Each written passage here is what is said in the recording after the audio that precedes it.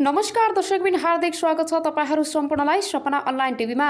अहिलेसम्म तपाईले सब्स्क्राइब गर्नु भएको छैन, तपाई नयाँ हुनुहुन्छ भने हाम्रो च्यानललाई सब्स्क्राइब गरी छेउमा रहेको बेल आइकनलाई दबाई अलमा क्लिक गर्न नबिर्सनुहोला। आउनुहोस् अब सुरु गरौँ मुख्य समाचारबाट। उप प्रधानमन्त्री राजेन्द्र महतोलाई देश निकाला, अभिव्यक्ति राष्ट्र स्वाभिमानमाथि गम्भीर हमला। एमालेको 18 जनसङ्गठनले राजेन्द्र महतोलाई भन्यो तत्काल जनता सामु माफी माग्नुहोस्। उप प्रधानमन्त्री शपथ लिँदै विवादमा ओलीलाई नेपाली नागरिकले इन्डियन दलाल भन्दै उत्रिए सारा जनता रोडमै भयो हानाहान। उप प्रधानमन्त्री महतोले फेरि दोहोर्याए बहुल राज्यको कुरा। उप प्रधानमन्त्री महतोको अभिव्यक्ति राजक र संविधान विरोधी गर्ने। भारतलाई सिजाउन गिट्टी बालुवा निकासको राष्ट्रघाती निर्णय, विपक्षी गठबन्धन। माधव समूहको शर्त कारबाही फिर्ता भए मात्र औपचारिक वार्ता गर्ने। ओलीसँग एकता गर्ने कि नयाँ पार्टी खोल्ने, दोधारमा माधव नेपाल। खनाल नेपाल निकट जनसङ्गठनहरूको प्रश्न। उप प्रधानमन्त्री महतोको अभिव्यक्तिमा प्रधानमन्त्री ओली किन मौन? उप प्रधानमन्त्री महतोको अभिव्यक्तिबारे प्रधानमन्त्रीले स्पष्टीकरण पार्न एमाले स्थायी कमिटीका 14 सदस्यको माग। अब सुन्नुहोस् पुरा समाचार। संविधानविद डाक्टर भीमार्जन आचार्यले उप प्रधानमन्त्री एवं शहरी विकास मन्त्री राजेन्द्र महतोको अभिव्यक्ति राष्ट्रिय स्वाधीनता र स्वाभिमानमाथिको गम्भीर हमला भएको बताउनु भएको छ। न्युज 24 टेलिभिजनको प्राइम टाइम बुलेटिनमा कुराकानी गर्दै डाक्टर आचार्यले संविधानको र आम नेपालीको भावनामाथि चोट पुग्ने गरी दिएको महतोको अभिव्यक्तिले गम्भीर राष्ट्रघातको सङ्केत भएको पनि बताउनुभयो। प्रधानमन्त्री केपी शर्मा ओलीले सत्ताको सम्झौता गर्दा भएका शर्तहरूको यो एक अंश भएको हुन सक्ने अनुमान गर्दै उहाँले महतोको अभिव्यक्ति देश र मधेस कसैको पनि हितमा नभएको टिप्पणी गर्नुभयो।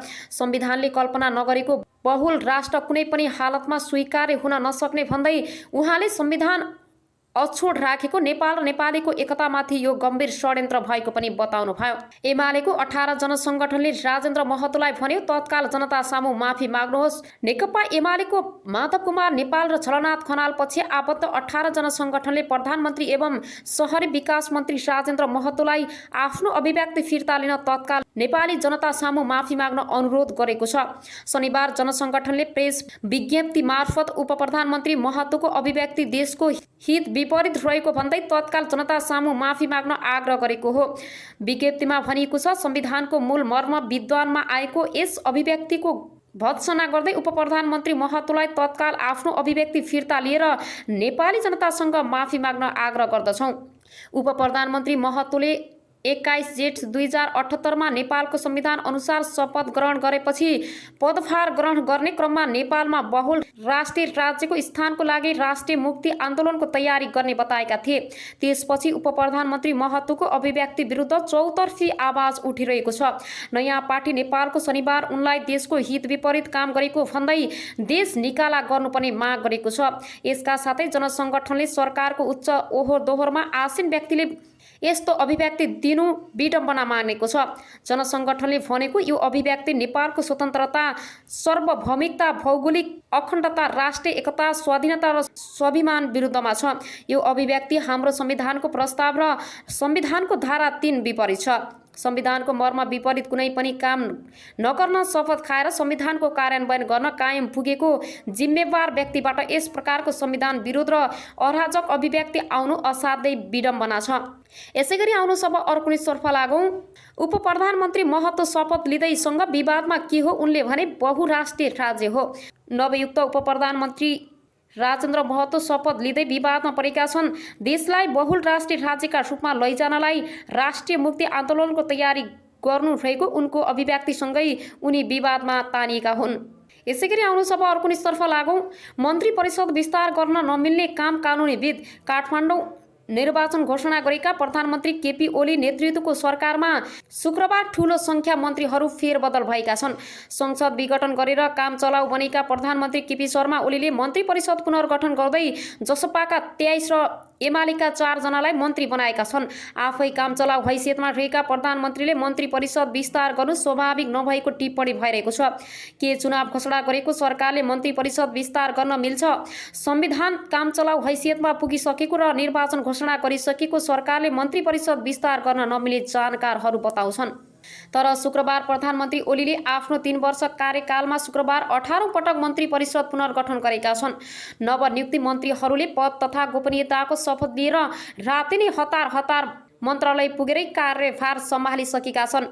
पूर्व प्रमुख निर्वाचन आयुक्तहरू निर्वाचन घोषणा भएपछि मन्त्री परिषद पुनर्गठन गर्नु निर्वाचनको प्रक्रिया पद्धति र प्रणालीमाथिको प्रभाव भएको बताउँछन्। संविधानका जानकारहरू सैद्धान्तिक रूपमा चुनावी सरकार पुनर्गठन हुन नसक्ने बताउँछन्। प्रतिनिधि सभा नभएको बेलामा मन्त्रीहरू संसदप्रति उत्तरदायी हुने अवस्था नरहँदा जुन मन्त्री परिषदले निर्वाचन घोषणा गर्यो त्यही मन्त्री परिषदले निर्वाचन गराउनु पर्ने उनीहरूको मत छ। यसअघि पनि पुस 4 गते प्रतिनिधि सभा विघटन गरेपछि मन्त्री परिषद विस्तार हुँदा सो विरुद्ध सर्वोच्च अदालतमा रिट दायर भएको थियो। पछि पुनर्स्थापना भएपछि सो रिटको सुनवाई अघि बढ्ने अहिले मन्त्री परिषद विस्तार गर्न नमिल्ने काम भएको भन्दै अधिवक्ता ओम प्रकाश अर्याल संविधान विपरीत भएको कामलाई दलालले नियन्त्रण र सन्तुलनमा राख्नुपर्ने बताउँछन्। नेपालको संविधानको धारा 77 मा प्रधानमन्त्री सिक्त हुने संविधान सम्बन्धी व्यवस्था छ, जसमा प्रतिनिधि सभाको सदस्य नरहेको अवस्थामा प्रधानमन्त्री सिक्त हुने र त्यस्तो बेलामा अर्को मन्त्री परिषद गठन नभएसम्म सोही मन्त्री परिषदले कार्य सञ्चालन गर्न व्यवस्था छ।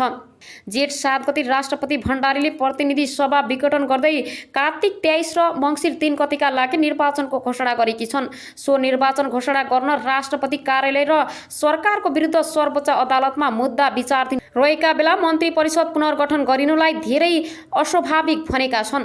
यसैगरी आउनुहोस् अब अर्को नितर्फ लागौँ। प्रधानमन्त्री महतोले फेरि दोहोर्याए बहुल राज्यको कुरा। उप प्रधान तथा शहरी विकास मन्त्री राजेन्द्र महतोले नेपाल बहुल राज्य हुनुपर्ने दोहोर्याएका छन्।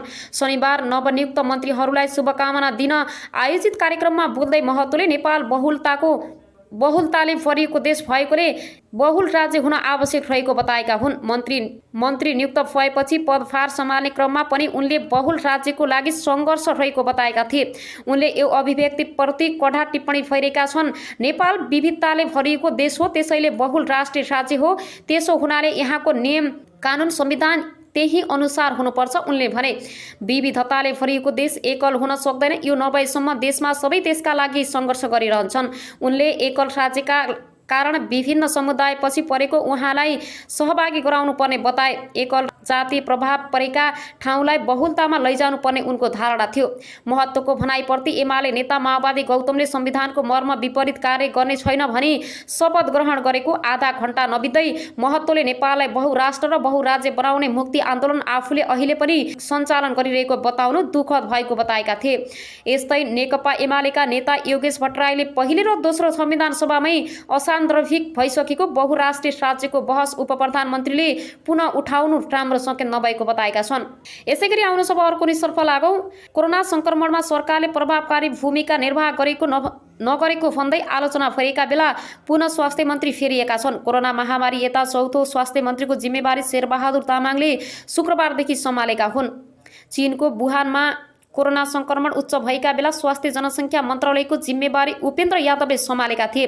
2076 मङ्सिर 4 मा पुनर्गठन भएको मन्त्री परिषदमा उनलाई कानुन मन्त्रालय सरुवा गरेपछि स्वास्थ्य मन्त्रीमा भानुभक्त ढकालले जिम्मेवारी पाए। स्वास्थ्यमा 13 महिना रहेका उनी पुस 10 मा संस्कृति पर्यटन तथा नागरिक उड्डयन मन्त्रालयमा सरुवा भए। त्यसपछि स्वास्थ्य मन्त्रालयको जिम्मेवारी हृदयदेश त्रिपाठीले पाएका थिए। उनले 4 महिना मात्रै स्वास्थ्य मन्त्रालय सम्हाल्न पाए। कोरोनाको भेरिएन्ट परिवर्तन भए जस्तै महामारीका बेला पनि मन्त्री परिवर्तन भइरहेका छन्। मन्त्रालयका एक उच्च तहका कर्मचारीले भने बल्ल बल्ल मन्त्रीहरूले स्वास्थ्य समस्या के हो बुझेका हुन्छन्। त्यही मन्त्रीको कि अर्को मन्त्रालयमा हुन्छ कि त पदबाट बाहिरिन्छन्। नयाँ मन्त्रीलाई बुझाउनै 3 महिना लाग्छ। यसरी मन्त्रीहरू छोटो समयमा परिवर्तन हुँदा सिस्टम नै असर पर्ने मन्त्रालयका प्रमुख विशेषज्ञ डाक्टर सुशीलनाथ प्याकुरेलले बताए। नयाँ मन्त्रीलाई बुझाउँदा बल्ल कामको लय समातेका हुन्छन्, यतिन्जेलमा अर्को आइपुग्छन्। उनले भने कर्मचारीहरूको काम फेरि नयाँ मन्त्रीलाई बुझाउने हुन्छ। कोरोना महामारीमा त झन् बारम्बार मन्त्री परिवर्तन हुँदा सङ्क्रमण नियन्त्रणमा छलफल प्राप्त गर्न कठिन हुने उनले बताए। स्वास्थ्य सचिव सेनेन्द्र राज उप्रेतीले नियमित कर्मचारीले गरे पनि बारम्बार मन्त्री परिवर्तन हुँदा नीतिगत निर्णयमा मात्रै ढिलाइ हुन सक्ने बताए। मन्त्री फेरिँदैमा केही बिग्रन्छ भन्ने हुँदैन, बुझेको मान्छे आयो भने गति बढ्छ, मन्त्री अनुसार प्राथमिकता फरक पर्न सक्छ, यसले मात्रै असर गर्ने हो। उनले भने विषयवस्तु बुझेको मन्त्री परेन भने केही समय कामले गति लिँदै स्वास्थ्यमा मन्त्री मात्रै होइन कोरोना महामारीमा 2 जना सचिव सरुवा भइसकेका छन्। गत जेठ अन्तिम सातादेखि लक्षण अर्याल स्वास्थ्य सचिवको जिम्मेवारी सम्हाली गरिरहेका छन्। आर्थिक प्रशासन बुझेका उनलाई सफल सचिवका रूपमा लिने गरिन्छ।